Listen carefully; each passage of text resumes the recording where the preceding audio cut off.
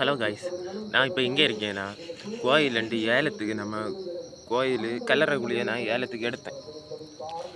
அந்த வலையிலேக்க நான் இருக்கேன். போன தடவை வந்தேன்.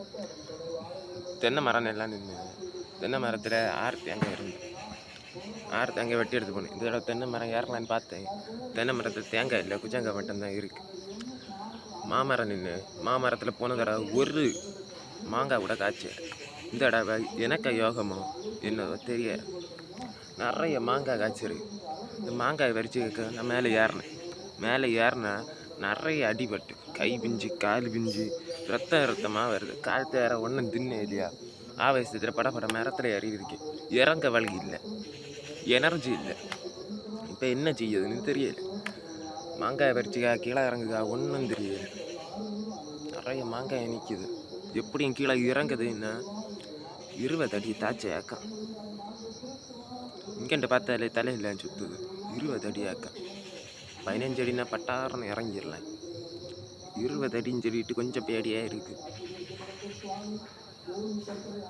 கீழே பார்த்தீங்கன்னா நிறைய கல்லறை குழி கிடக்கு. நான் இப்போ கீழே வந்தேன்னா எனக்கும் ஒரு கல்லறை குழி ரெடி. என்ன பெருசாக இருக்கு, எப்படி இறங்கியதுன்னு தெரியல. மாங்காய் பறிச்ச போகிறேன். இனி மாங்காய் எப்படி பறிச்சேன்னா உங்களுக்கு சொல்லித்தரேன் வாங்க. எங்கே நிற்குது மாங்காய்? இங்கே நிற்குது மாங்காய். தெரியுதா?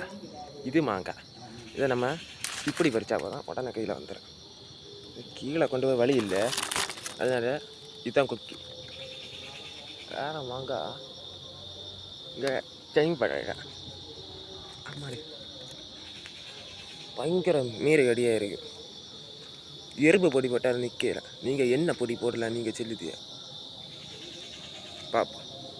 பாய், நான் கீழே இறங்க போகிறேன். இப்படி கீழே இறங்குனா செல்லு கீழே விழாது, நான் தான் கீழே விழுவேன்.